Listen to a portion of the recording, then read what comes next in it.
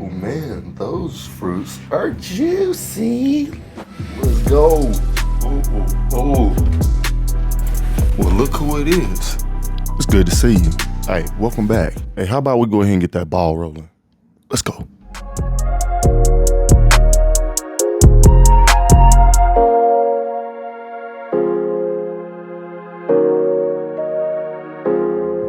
All right, so today we have something again, probably gonna want to get into. All right, get your little pause on the bottle with a slightly regal presentation, but it's not expensive at all. Today we're talking about none other than Lattafa, and from their prestige line, no less. Today we got Royal Blends. Let's chit and chat about it for a little bit. Before I do, let me go ahead and introduce you to today's sponsor. Now, today's sponsor is sponsored by the like button. So go ahead and a high five with your little pinky finger. Hey, and you're gonna be all right. Thanks, I appreciate it. Now, today, we're gonna do a little shallow dive into this fragrance and go over the presentation, the note breakdown, when and where to wear this, who's this for, and ultimately, should you blind buy this? Now, with that out the way, let's begin. I'll firstly mention, if you're not familiar with the house of Lattafa, they're a Middle Eastern house that has been knocking it out of the park when it comes to value for fragrances, be that a clone or an original scent, you know? So let's take a look at this bottle, all right? Now, some of you may be aware that this, I'm a visually keen individual. I take design into high consideration too. Now, just because I like it. And since you're here, let me go over it with you. You have this interesting shape and a combination of materials. It's a glass bottle with a gold sleeve over the majority of it. At the bottom, you can see a bit of glass that shows through. It has this faceted pattern all around. Now, contrasting this smooth round shape of the rest of the bottle. Flipping the bottle over, you have this little sticker. Now, this bottle has been polished, to look good on camera for you. However, it's going to pick up a lot of fingerprints, but who cares, all right? You have some writing on the front that says Kalatat Arabia and then Royal Blends underneath. You don't really see any Lattafa branding, but let's get that cap off. Okay, cool, it works, all right? It's plastic gold, sure. Let's get a little spritzer. Okay, so how good is the atomizer? I say yes. Now let's talk about this note breakdown, all right? Because this one kind of surprised me at first. Had to wear this about 4 or 5 times to get what was really going on here. What this fragrance was really trying to do. Now, in the top, you got fruits, green apple, in the mid, some spices, nutmeg, and clove. All right, in the base, amber, musk, and some woodsy note. This opens up, with some sweet fruity notes, not fresh fruits, like more like juicy fruit to gum. For me, I can discern some of those notes in there. There is some musk in the fragrance that makes kind of all of those individual fruity notes blend together. Now, if anything I can discern is more of a peach juice note in there, but the warmth of the amber note here plays off of those notes, but it doesn't make those fruits sticky, if you know what I mean. It's a nice blend of things, apparently a royal blend. When you first spray this on, you may think this is leaning mostly feminine, and it does come across that way for a bit, but not for long. Now, once those top notes and those fruity notes waft away a bit, then the amber notes come through and starts to round out this fragrance to a very pleasing way. Almost this is like a lighter scent. I was expecting this to be a dense, heavy scent, seeing some of those note breakdowns on Fragrantica, which you should always take with a grain of salt, trust me. But anyways, it threw me off a bit with the way the fruits came across. But after I wore this for a couple of days and my mind began to change, I could feel myself nodding in my head, yeah, you know what? Go ahead and pull that bandwagon up. Let your boy hop in. You know what I'm saying? Because I get it now. Now, in the middle of this fragrance, some of those spicy notes come through. And if you know Middle Eastern fragrances, you know that is something that usually is present in them. Now, however, this blends things together in a way that doesn't come across as dense. It's a lighter touch, which I truly think works well as a unisex fragrance. I think the fruits and the spicy notes stay pretty light. So if you're a woman, you spray this on, and, in your hair, you're gonna get some sillage whipped up. It can be quite enchanting. But interestingly enough, though, it does have this masculine appeal, and it walks a pretty seductive line at that.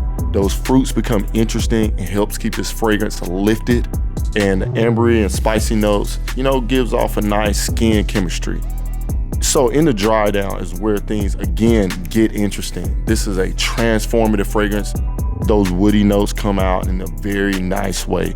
I had this on at work on my clothes, a few weeks ago or so. And I took a whiff of this 6 or 7 sprays after spraying, and I was like, damn, something smells good. And then I immediately recognized those fruity, kind of like woody, musky notes, and I was definitely feeling it, whether anybody else around me was or not. And I think around that time, that's when I kind of knew I liked this fragrance. From then I started kind of to figure out how this was going to work for me in my rotation. And I realized this wasn't going to be something that was just going to sit on the shelf. I was going to get some use out of it. It's pretty easy to pick up fragrance, to grab it.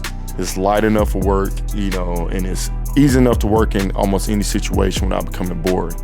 Now, speaking of the performance, this will be great in summer months. Spray it all over your skin.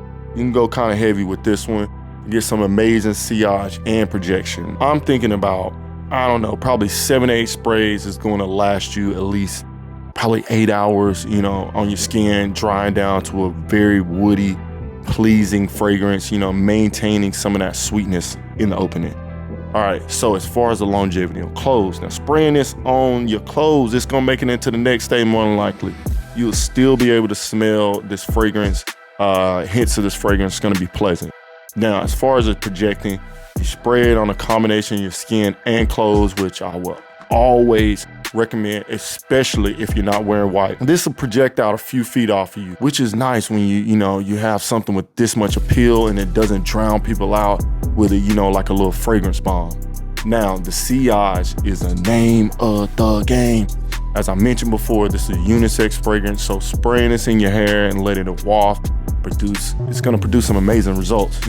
Same thing for a dude wearing this, just a very pleasing sillage. It's gonna come across quite calm and it's gonna be charming. It's gonna be a crowd pleaser. So only people I can see this working for is someone who really doesn't like sweetness in their fragrance at all. So when to wear this, I bought this during the summertime, which I think works perfectly fine. And I'm thinking this is a spring baby, but I would still wear this year round, to be honest. I think it has a combination of those fresh fruits, very spring/summer leaning, then those amber spicy notes makes it still appropriate for the cooler seasons. It's not super heavy. It's not gonna cut through the cold as well as a dense gourmand fragrance. But again, this is about effortlessness and the lightness of this fragrance. It's gonna work year round. So who's this for? I'll start with more so who this isn't for. If you don't like sweet, skip it. If you want beast mode projection and performance, probably look somewhere else. But if you want a cool, lighter fragrance that still lasts on your skin, that's gonna smell pretty interesting, hey, this is all for you. And seriously, I understand you can get a new fragrance and then you pick it up and it just doesn't work for you immediately based on either something somebody's told you, or you had something else from the line or the brand, and it's, maybe even heard something from here on YouTube. Just trust me, we're just giving you, our opinion and some of the things, our thoughts, and some things are gonna work out and they're gonna be a banger for you, just an absolute banger. And some things are gonna be a miss. But one thing I've learned in particular dealing with fragrance is to give these fragrances a little bit of time. Literally, let them dry down on your skin, allow a fragrance to go through all other phases and then wear them a few times, Maybe wear them one day, circle back, come back and visit again a few days later. This happened to me more than several times, from getting a fragrance and having this hype around it and then not giving me immediately what I thought I was gonna get, and then I didn't want to wear it no more. This happened to me with Hunter Intense from Armoth. Now, that's one of my favorite go-tos almost daily. So all things considered, this is something interesting enough to look into. It's gotten some hype here and there on the interwebs, but it's way more pleasing than what the numbers let on. This really isn't a clone of anything, so maybe that has something to do with it. This is an original blend from Lattafa Fragrance House, and I think they have a winner in this fragrance. It's a crowd pleaser, and they're not asking a lot for it. So with that being said, this is one of the newest and also one of the most affordable fragrances I have in my collection. I picked this one up for around 21 bucks, for this 100 mils of EDP concentration. So there you have it. That's the Royal Blend, a blend of fruits and spices and ambery woods and a cheap price point. All swirled together, making this a top pick, all right? So where can you buy this? This is a Middle Eastern house, so that means more than likely you'll be picking this up online, which is a great thing because if you try to buy something like this from one of those like stores in the mall, they're probably going to charge you double for this. So go online, copy and paste this name, Google it, pick it up from a reputable dealer. You know, try Amazon or eBay. Prices will fluctuate based on demand. So if something gets hot and hyped up, those sellers notice and they raise the prices so that they can maximize their profits. I ain't mad at them. I've watched reviews and heard people say that they got this and that for some crazy price, and then I go look into it and then it's almost double. It happens. If it's not lining up with what you want at the time, do like your boy. Put it on the list, come back and check it out later, all right? So, finally got to it. Should you blind buy this?